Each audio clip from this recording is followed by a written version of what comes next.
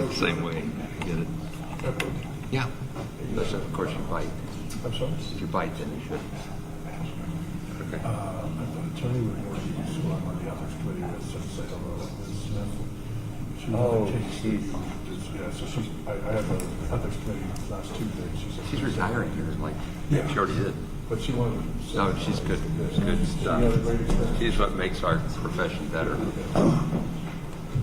She was the orchestra master. Like you don't even know they're there, Right. but the whole place works really good. You can go ahead and have a seat, just get comfortable. Mr. Hayes coming still, or is it, I don't know who's, okay, I don't know who's coming, I didn't see the list of who's who. Mr. Hayes, how are you, sir? Fine, thanks for asking.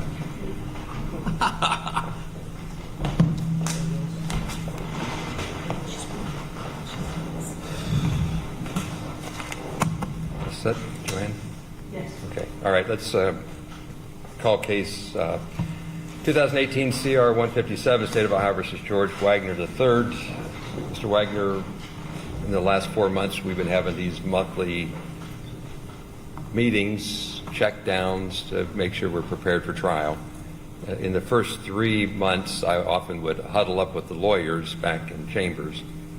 That was a much more informal way for me to get up to speed and learn a little bit about people's personalities. Lawyers can talk more frankly when they're not on a record. I didn't think that that was the best way to do it, but it was the appropriate way to get me up to speed. But in doing that, I would recognize that you don't get to participate, and you get to participate. You're supposed to participate.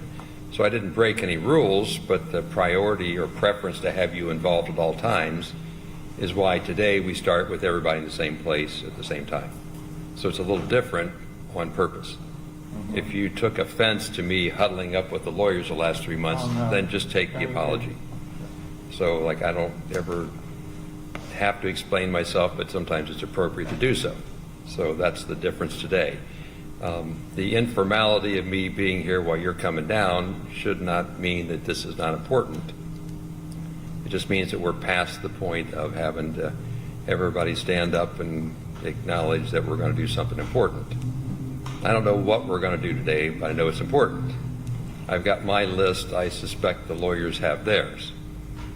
So we'll work our way through this, but the important part is to have you involved all the way through. Understand? Yeah. Yes? Okay. Yeah. Let me start out with something I didn't have on my agenda. I'm going to assume that your lawyers are talking to you, but I shouldn't assume anything. So are you having good communication and trial preparation and work with your lawyers? Yeah. Yes, Your Honor. Your Yeah, Honor. thank you. It's important for me not to assume that everything on your side of the room works. If it didn't work, first of all, this is an intense case. It's meaningful. It's important. Sometimes the intensity and the importance get in the way of communications or relationships. So do you have any communication problems with any of your lawyers? Do you have any communication problems with any of your lawyers? No. Okay. So you're satisfied with the time, the work, the advice they're putting in up to this point? Yeah, Your Honor. Okay. I didn't ever say easy, nor will I. There's a lot of pressure on everybody. Yeah. It's your life, we understand that. But that doesn't make any of this easy. Yeah. So if you have a check in your gut, Yeah. you should. Okay. I'm going to introduce a new assistant special prosecuting attorney, Mr. O'Brien. So if you look to your right, he's new to the trial, to the case. I approved his admission, if you will, to the state's team. He's a seasoned prosecuting attorney. His reputation in the state's pretty well known, not an unfamiliar person. So that's just a new person, and they're allowed to sub in extra lawyers as they think is necessary, subject to the court's approval, and there's no reason not to. So that's the new face. Understand? Okay, that makes sense. All right. Now, for benefit of the record, I need to acknowledge the victims are participating. The court's not responsible, the state is. So I look back there and I see people sitting in the victims' seats. So for benefit of the record, they also participate because they have a right to. So that sets the stage for everybody's where they ought to be at this time. So now we're going to have just a discussion about what it takes to get ready to bring this case to the trial stage. So I'm just going to kind of lean back, take notes, ask questions, poke at people, and have a conversation about what it takes to be ready. Understand? Yeah. Okay. So when we last left off, Ms. Konepka was going to give a full disclosure of witnesses for the state and then also a realistic pared down version. So how's that process for the state? Your Honor, I provided that witness list. I believe October 21st is the date that I have. I provided a list that had 357 or some witnesses. That is not the pared down list. And then I also provided a pared down list with little notes to the side about this person responded to this scene or whatever, just to kind of even give further help on that. So that was completed. Do you have a realistic understanding, plus or minus whatever your margin of error is, about the number of witnesses who will actually be called? 50. Some much shorter than others. Mr. Collins? And Your Honor, that may go lower depending on, we are in the process of talking about stipulations, so. Yeah, thank you. We're going to be of a different mindset than the trial that was before us. Okay. So 50 or less? Yes, Your Honor. And nobody's getting committed or locked in. I'm trying to make sure we're where we ought to be 6 weeks out. Was there also like any additional or new discovery that was provided? Something new that you didn't know about or wasn't previously provided? In regards to the venue, Your Honor? Or No. I'm okay. talking about substantive evidence. Sorry. No, there's not been anything new. I think that's right, Mr. Hayes, Mr. Collins. Like, did you see anything new? I don't believe there's been discussions where there's necessarily anything new from the other trial. There were discussions at one point in time about trying to obtain pretty much the evidence logs of the first trial. You know, the discovery in this case, it was produced years ago, and it was produced kind of in different segments that wasn't as... There wasn't a felony trial notebook that I could just copy. It was a hodgepodge of different evidence at different times, and it was hard to connect the dots, and it was, we went back and forth whether we had everything or not, but it was difficult in the way that it was compiled. To assist in this next trial, it would be advantageous to say, this is what the state intends to introduce as far as the evidence, to make sure we do have that in the original discovery, as well as, you know, if they're going to mark that the same as the first trial, just knowing what everything was, it would help facilitate. You know, my fear is we're in trial. I'm not sure if I've ever seen this before. I don't know if I have this. So if we did have somewhat of a general list, and we can kind of sort that out, that would help, I think, move the trial along. Ms. Konepka? I don't have a problem doing that, Your Honor. I need to refine that list and clean it up, I guess. You know, as I indicated to the court, I mean, it's over 1,000 pieces of evidence, so, you know, it got fairly voluminous. Obviously, they also have the benefit of the transcripts that I provided them in discovery a year ago now, more than a year ago. So that certainly helps a little, but I'm all for, you know, doing that. I would do it for my own self anyhow, so I would see that as something that can be done. Does the defense foresee any, like, discovery issues? Not discovery in and of itself, Your Honor. Where I see the potential delay that I think we're going to work on, I believe on December 16th, is the 404B stuff. We have been provided a list back in February, I think, of 21 or 22. It's pretty exhaustive. You know, and preparing for today, when you go through, is it relevant, number one? If it's relevant, is it character evidence? Is it character, does it meet one of the exceptions? If it does it meet the exceptions? Is it still, prejudicial? So I think some of the things, I'm assuming the prosecution's not going to use to try Billy's, but I think as long as we work the next 6 weeks on that stuff, then it should. So when you say discovery, not itself, but some of those things I think are appropriate, some of them aren't, but that's just our opinion. I'm sure the government has a different opinion, so. I'm sure we have a different opinion. Yes, sir. Nobody needs to get up and talk on their feet. My apologies. You can do whatever you want.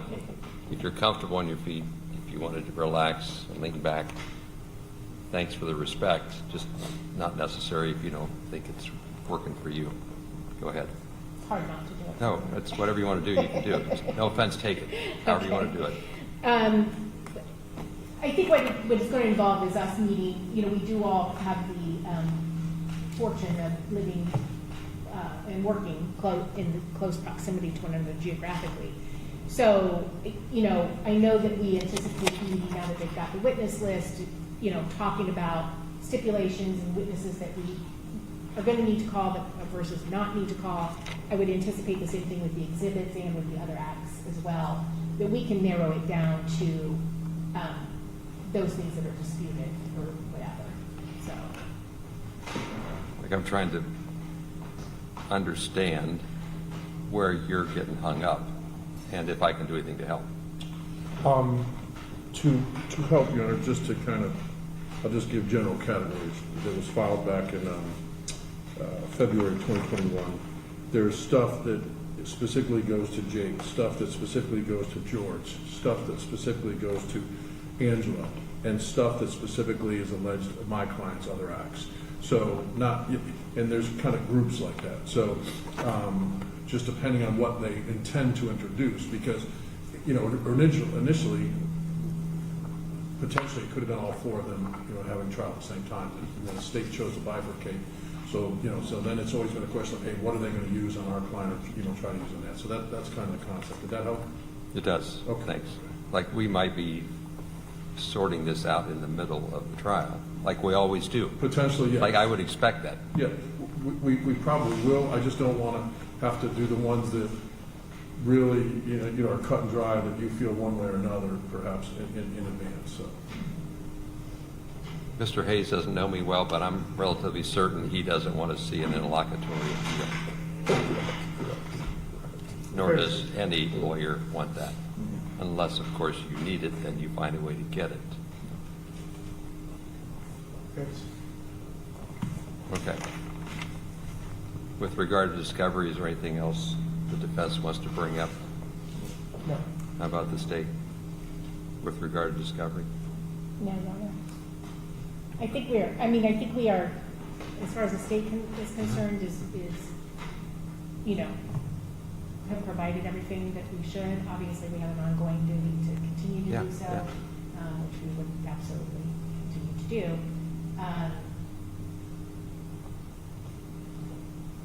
And I don't suppose that they have anything that they should be giving me either, so. If it's of any help, I never liked as a trial lawyer to be ambushed.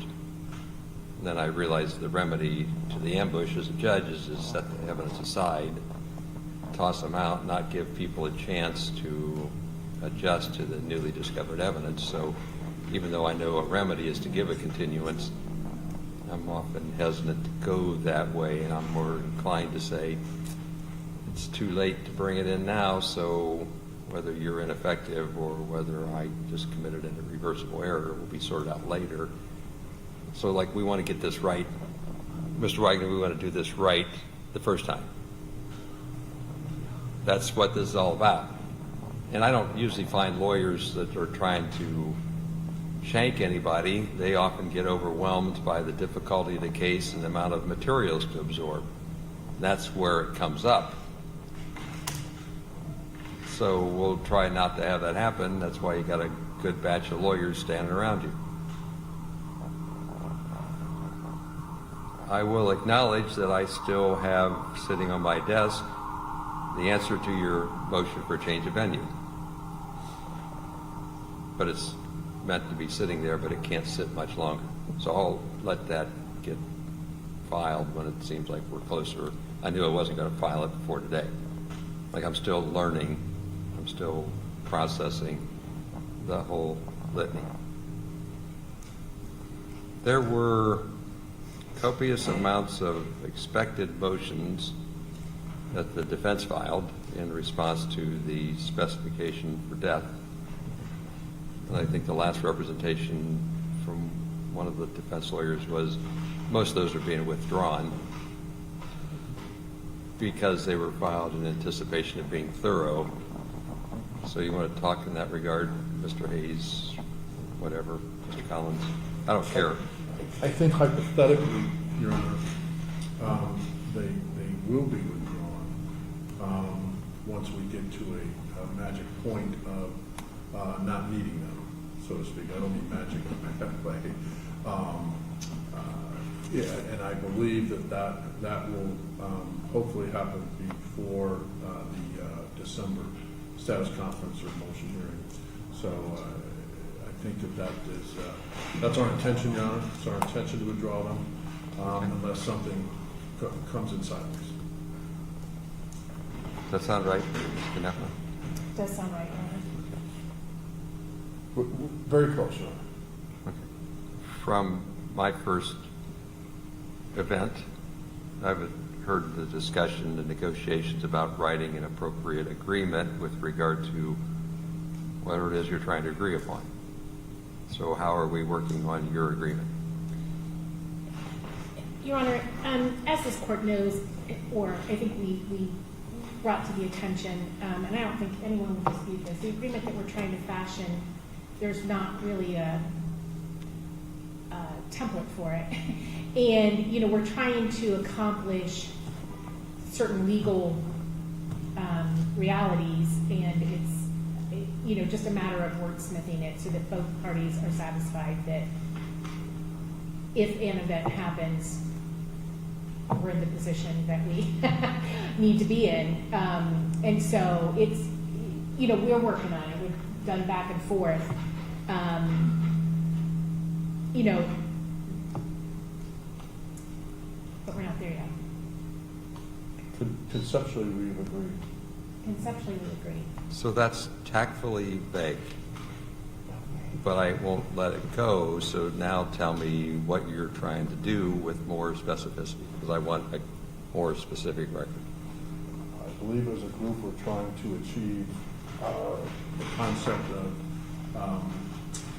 nobody is accused or can be found of ineffective assistance of counsel, and no one can be accused of prosecutorial misconduct, so to speak. Is that a fair way of putting it?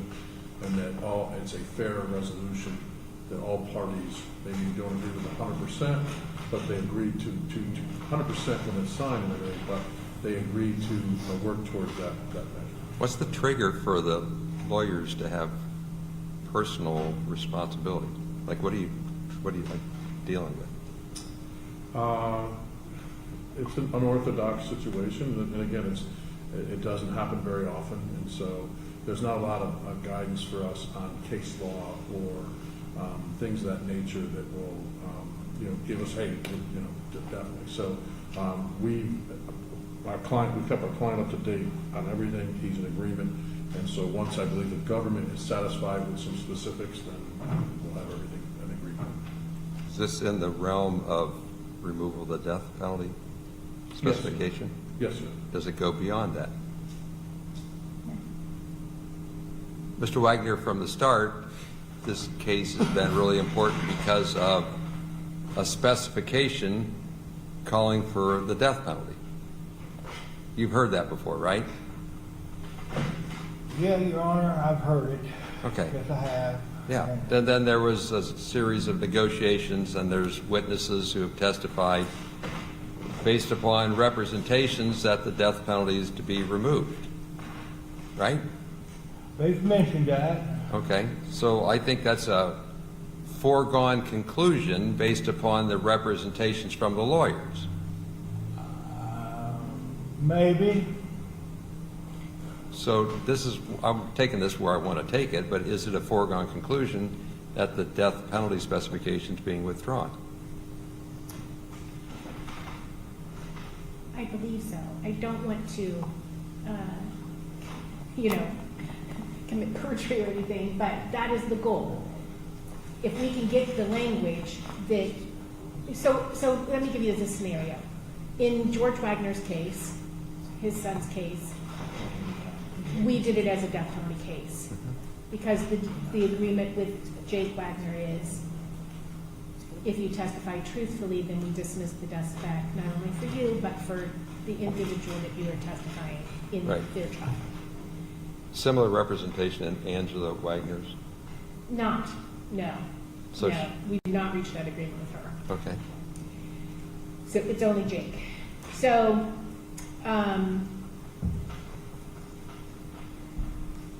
in that scenario, the state and the state alone decides whether or not they're satisfied that Jake Wagner appeared and testified truthfully, right? Because we don't dismiss the death sentence unless we believe that to be true. In this situation, we're trying to fashion it so that we dismiss it ahead of time, again, for the mutual benefit of the parties. The unorthodox that he's talking about is they have to waive double jeopardy and speedy trial as to the death specs. We have to dismiss it ahead of time, and we have to have enough assurances that if things go sideways, which I don't think any of us actually anticipates happening, but if that event were to occur, the state has to feel confident that it will have that same ability to make that decision, that whether or not Jake Wagner has fulfilled his end of the bargain, right? So, as Mr. Collins said, I'm unaware of anybody else doing this on the planet. Now, maybe they have, I just don't know that. But that's the challenge. And we're both sides are trying earnestly to fashion an agreement that accomplishes, confidence in the agreement that we get, that it's accomplishing what they need to do, it protects their clients' rights, and, the state protects its rights as well. Anything else? Thank you. Anything, Yes. Mr. Collins, Mr. Hayes on that? I think that's a fair assessment. We appreciate you asking about the concept.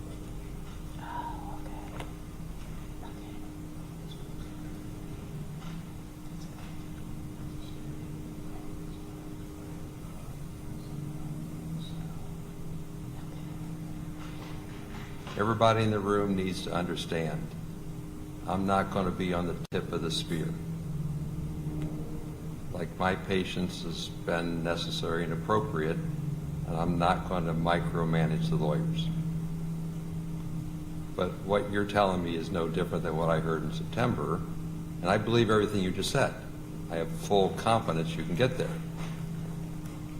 When you don't get there, and I become the tip of the spear, the first person that says something about needing more time to prepare a case that's not going to have more time to be prepared puts everybody in the room in a really bad place, because everything that hasn't been done based upon the representations and assurances that we would get there then becomes a powder burn on everybody's face at Mr. Wagner's expense,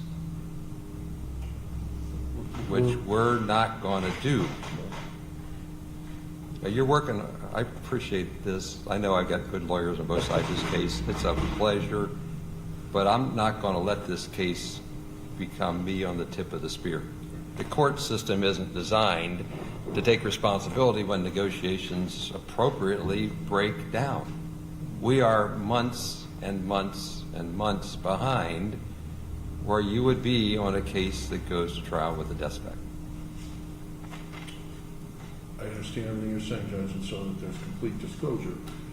At a prior time with a prior judge, we were told, we were guided to stop mitigation because of cost issues. So That would be the only issue, potentially, if the agreement doesn't work out.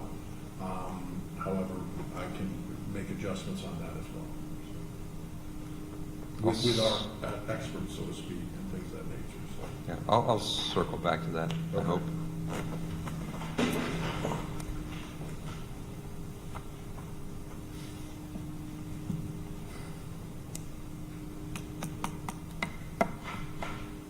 What do you have on your list? You got anything on your list, Mr. Hayes?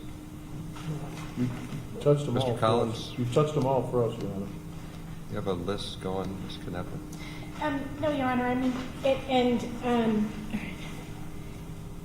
yeah, we have another hearing set December 16th, currently. And obviously, 100% respect the court's, I guess what I'm saying is, I think at some point, we're going to have to issue summons for jurors in this case. And so, I don't know if December 16th is early enough. I mean, if that gives us enough time Oh, no, with the there's- January 3rd court date. Thank you for the suggestion. Well, I'll have my venue decision before then, if that's what you're looking Okay. for. Okay, No, I'm not waiting till the 16th. okay. And, you know, we'll work on jury questionnaires and stuff too, I mean, all those things that we Sure. indicated, so. Okay, thank you, Anna. No, it's very tactful. Maybe unexpectedly tactful. Maybe I don't want. I'm sure that came from Mr. O'Brien. I don't want to rush the court's decision. Who, for the benefit of the record, has sat here for 40 minutes and not said a word, which is maybe a first time in ever. That is a world record, Your Honor, and so the record's clear, Mr. O'Brien was not just a good prosecutor, he was a good defense attorney, too, as he co-counseled the case with me and discussed it with that, so. And there is no conflict in any way, no conflict or anything like that, so. But he's an outstanding prosecutor and defense attorney. Funny that his bio didn't reflect any defense work. That's fairly recent, Your Honor. Okay, I would like to make some record of negotiations with regard to pleas. I'm not suggesting anybody should plea, Mr. Wagner, but there's a legal duty that if there's offers made by the state, that they be communicated to you. So I always, you'll hear me do this again, ask the lawyers if they've had negotiations. If there were negotiations, have they been communicated to you? Because hindsight is 20/20, and everybody wants the deal after it left. Once the horse leaves the barn, they want to ride it. It's too late. So I'm going to ask the state if they've made any plea offers. Just go yes or no. Maybe. If you can. Yes. You want to own this? It may be more Go with it. clear. Your Honor, it's been given to us that the government is always willing to listen to a potential plea, but we would have to bring that plea to them. The government has engaged us in different concepts of different possibilities, but it had to be firm from us to them before they would ever go to the victim's family to determine that. We've advised that of our client and putting a little bit more legwork into that lately, but that's where it is. So there is no specific offer, but they are open to suggestions and open to, but the suggestions, so to speak, have to be firm, or at least to get them to go to the victim's family. I think that's kind of captured the negotiations back and forth so far. Is that fair? I think that's fair, yes. We've talked about flat time, we've talked about other things, we've talked about different concepts, comparing and contrasting. And then each time we give those concepts to our client, he sometimes is very frustrated with us. So, but we believe that that's our ethical duty to continue to do that, regardless of. Well, 100%. That's why I'm going to make sure Okay. that your ethical duty is covered on the record, so you don't have to try to fish through otherwise confidential files and decide whether you can disclose, because the answer is yes, but you got to be in a forum you don't want to be in. So, like, we're not going to go there. Understood, Your Honor. Like, that's for your benefit. and your clients. Explain to me, if you could, in this evolving area of law, what you think your duty is to the victims.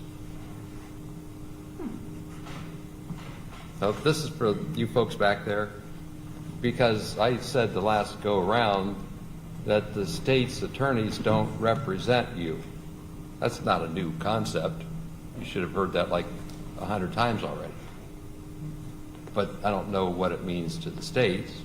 You get the benefit of hearing what I get to hear. So go, if you would. Your Honor, I'm sure the court is familiar with the law surrounding victims' rights, and as a prosecutor, I am required to make sure they know hearings. I am required to consult with them anytime I'm going to resolve a case. I am not bound by their wishes, but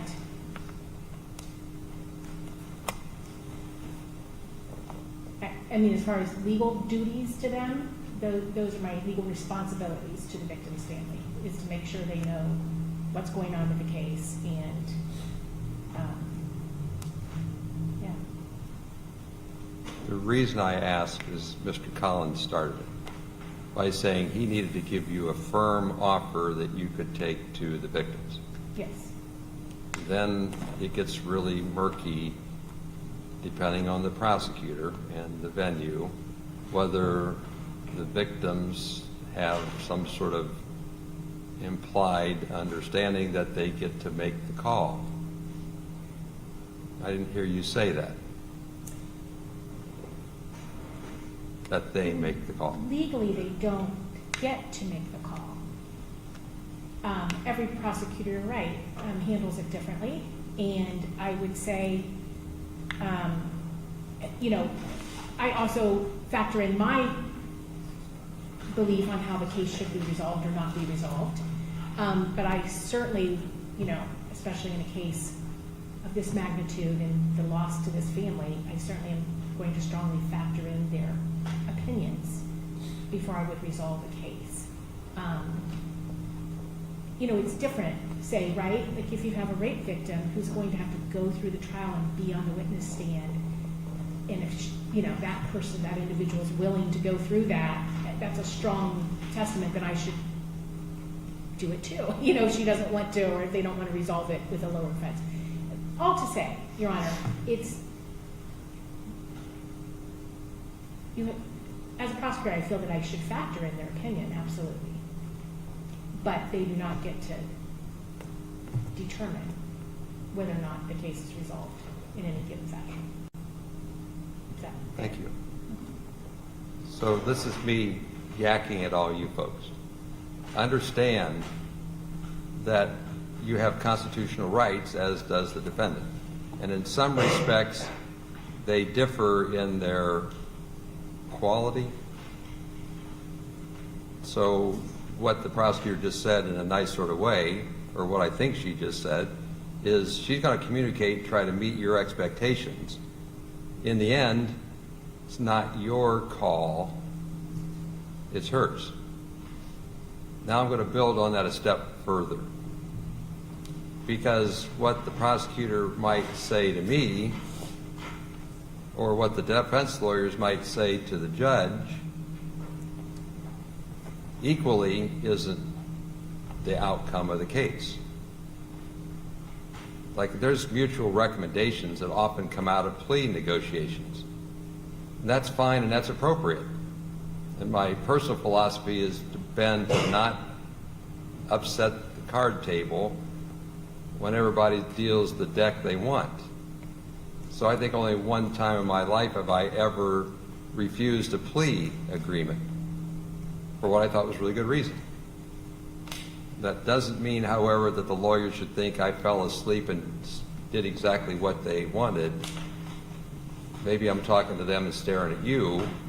Their recommendations are really important,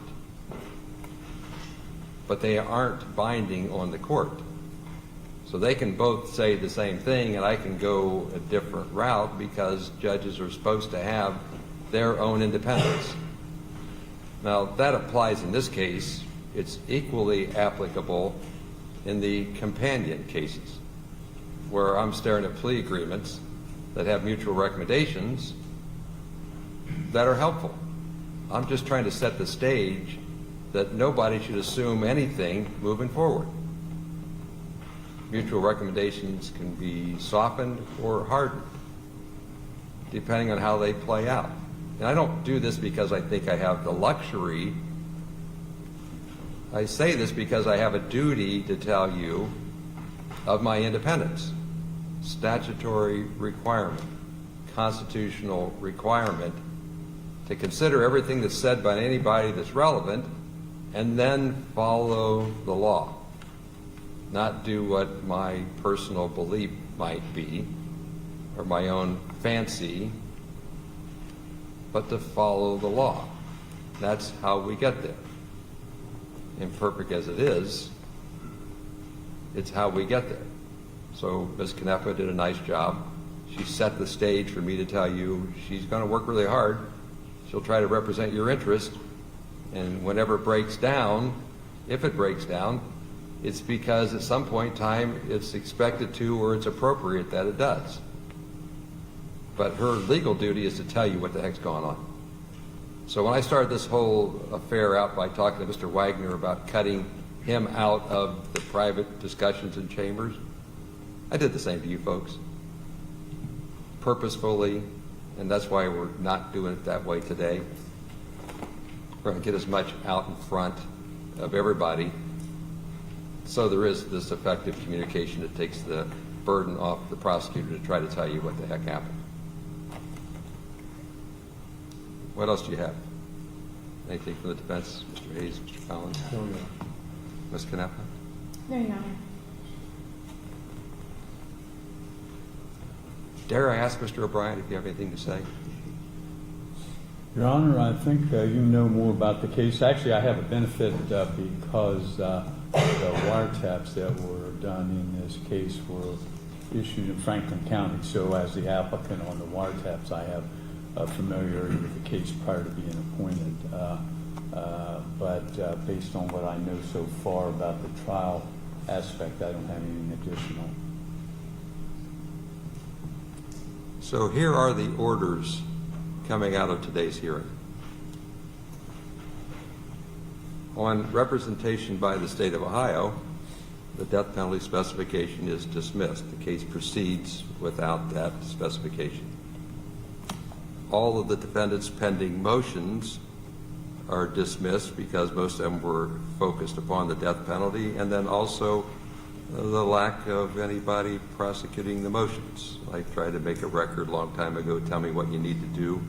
So for benefit of the record, it's not the judge didn't get his work done, it's he wasn't given the work to do. So all your pending pretrial motions are gone, the death penalty specification is gone, the death penalty specification is gone. I'm not on the tip of the spear. I understand, Ms. Canepa, your dilemma. Only to compound the dilemma, will I now tell you that I'm going to proceed to sentencing in advance of trial on the other cases. So I'm proceeding to sentencing. I'm going to ask the court staff to have Angela Wagner, the other Wagner case, set for sentencing. I'm done waiting. Okay, I'm well, done. obviously, you know that I will be objecting to every single thing that you just said, so. Totally should. I didn't expect to make anybody happy. Your Honor, you can't dismiss a motion. We have not dismissed the specifications. We have not made a motion to dismiss the specifications. And if you think I have to have motions, nothing would ever get done. I'm not trying to run this case until I think it's necessary for the court to run the case, not hear continued representations that we're going to get this thing negotiated when I'm now at 4 months waiting for something that was inevitable that has never happened. So in my impatience, I'm going to lead. And that's how I'm going to lead. And the nice thing is I told you this 3 weeks sooner than I maybe had to. So I don't expect you to agree. You can have all the objection you want. To disagree is what you expect.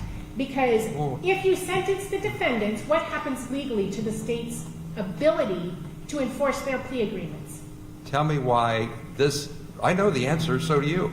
And it's found in State versus Gilbert. Okay. We all know And this. so you're going to knowingly do that on a case where those two admitted to plotting for 4 months to kill 8 individuals, most of them while they slept. I know the facts of the case. Thank you for the transcript. The problem is twofold. Well, we're not page- going to trial on January 3rd then, obviously. No, you have because this. You can't dismiss suspects without a motion by the state. When there is more than sufficient evidence to support a death penalty specification in this case, because we have got the testimony, sworn testimony of his 2 co-defendants, that he participated and personally killed 3 people. So the court has no basis to do this, no legal basis to do it. Now, when I start talking, can we assume that you won't? I get that you're upset. You don't get that the court's been hearing representations for months about the quality of your case and the cooperation of the state's witnesses that I'm getting ready to sentence and their truthfulness, and that they're all locked in the bag, ready to go, solid case. The fact that you'll have this plea agreement worked out was supposed to have been done shortly after September, shortly after October. Every time we've met, I've asked and heard you represent, we're getting there, we're getting there. It was like somebody played a record today. We're getting there. Well, I'm on the tip of the spear for everything that you're not doing. So I'm telling you, we're not going forward with trial on a death penalty specification when the defense isn't ready because the state's not ready. I'm not assigning fault. I'm saying the clock ran out. The clock ran out. You know how this could play. I know how this could play. The next move is yours. I get that. Clearly. I get that. I'm just telling you that we're not going to pussyfoot around any longer with assurances of things that may never happen. Oh, by the way, if you don't get your agreement worked out, we're not going to trial anyway because there's 1,000 motions that got to be decided because everybody has said we don't need all those motions decided. So I struck their motions because of your representations that we're going to get there. I get it. I'm not saying anybody did anything wrong. I'm saying the clock ran out. Yeah. So, do whatever you got to do. Like, I'm not going to journalize this tomorrow. The staff will go scheduling with all these guaranteed good cooperative witnesses you have lined up. And I understand what Gilbert says. Why are you trying to sabotage this case? I'm not. No, yes, you absolutely are. Okay, Go take the ahead. record. If I may, address Go the ahead. court by the state.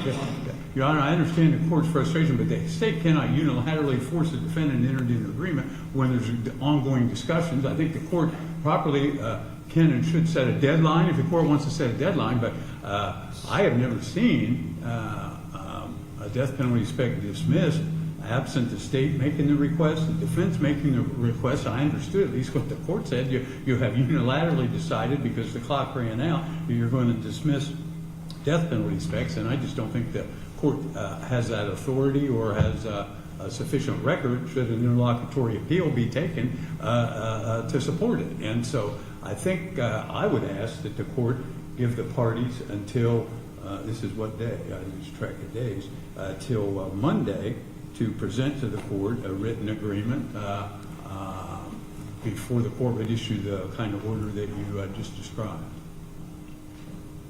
You could have till Monday, and thank you for the courtesy of giving me yet another assurance. I'm working with you. As much as it sounded like I wasn't, I worked with the lawyers to this point, short as it is. I get it, everybody's been here since 2018, right? Not everybody. I'm the last guy on the bench, right? Criminal Rule 48B gives the court authority to announce in open court on the record the reasons for its dismissal of a case. It's an extraordinary remedy if you want to call the death penalty specification dismissal, but it's not outside the rules. I have to explain why. If I let this go longer and we don't get to the agreement, clearly anything that happens at trial is going to be reversed for all of the work that didn't get done because everybody said it wasn't. So the reason's going to be the lack of adequate time to do what needs to get done for a death penalty case to go forward. Everybody knows in the room, everybody's ineffective if this case goes to trial in January as a death penalty case. Mr. O'Brien, welcome to the party. Monday's great. Call me Monday afternoon saying we're really, really close. But at some point in time, since I've heard that for 4 months, I probably won't care. So like I'm telling you, we're out of time. I'm not taking sides except to say the system has to work. I'm not adverse to the state. I'm building this upon what I've heard for 4 months, that this isn't going to be a death penalty case. Now I have like people slamming their hands on the table, figuratively, saying that what an outrageous thing the court just did. I didn't do it. I only responded to the facts that were represented to me. Even again today, the lawyers are doing a fine job. They're working on where they want to be going. I'm telling you, we're going to go where they say we're going to go. Nobody's walking this back, including the possibility, Ms. Knepper, you're just being suckered by the defense lawyers who are trying to play this for a second trial. With all due respect, I'm not worried about these lawyers. I'm worried about their appellate counsel, who I don't even know, who often throw everybody in the room under the bus. So if you can work out a deal that makes me look like I didn't just overreach, you're welcome to. But Rule 48B is the duty of the court, the authority of the court, to dismiss charges. Based on merit. I just gave it to you. That's not merit. No. You don't like the merit. So let's just agree to disagree. Let's just agree to disagree. Prior to today, did the court give the state or the defendant a deadline on this agreement?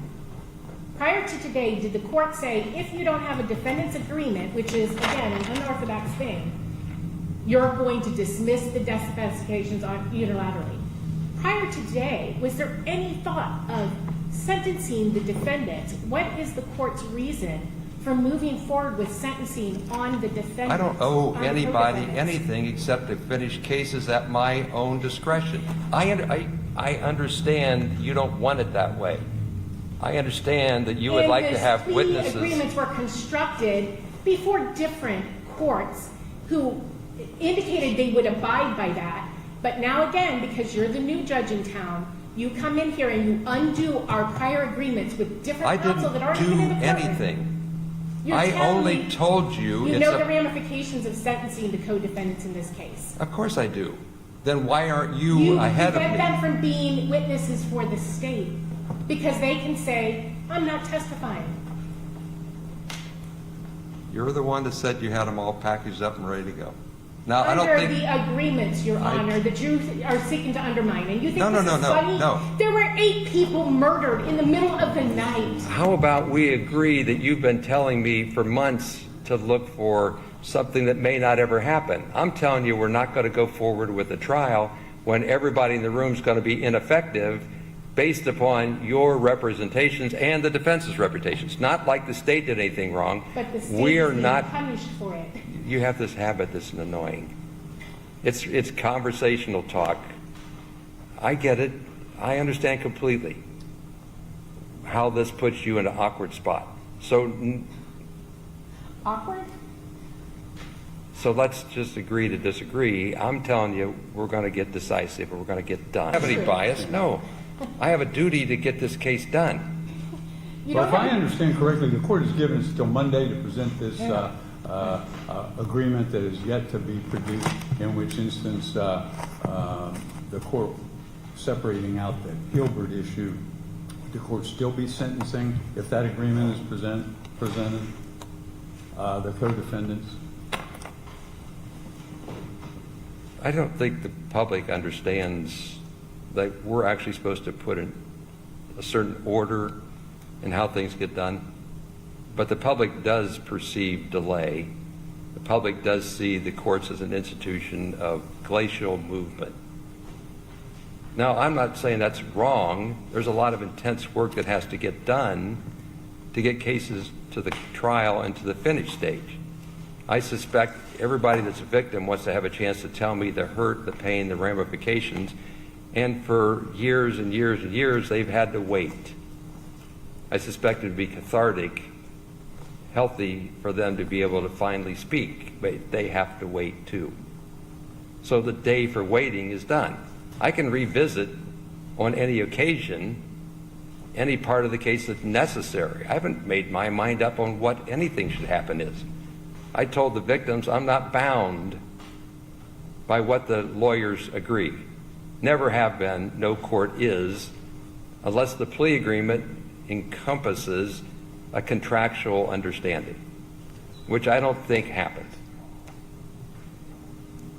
So I'm not going to go making decisions today on what I'm going to do with regard to sentencing, but I am going to schedule sentencings in advance of this trial. And then if everybody works out something, I can rethink, as I'm supposed to, in real time, what's appropriate under the facts. Under the circumstances and facts today, there can't be any more time for promises. It's put up or shut up time. I'm not biased here. This cuts both ways. It puts everybody in an awkward spot. But it's not about being happy. It's about being efficient and thorough and seeking finality, which somebody lost years ago because there's a lot of intense work to do. I get it. There's a process to go through. But this can't keep going the way it's not going. So I appreciate it. Work on it. Nail it down if you can. I'm not interested in anybody getting sued for being ineffective or having ethics issues. That cuts both ways. I just put the defense in a bad spot, and she's arguing your case. Good luck if we try this case of the death penalty spec, because you're going to be screaming louder than she just was about the great injustice that just happened. So thanks to the lawyers, thanks to the court staff, the court reporter, we can go ahead and go off the record. Those will be the orders. Thank you, Your Honor.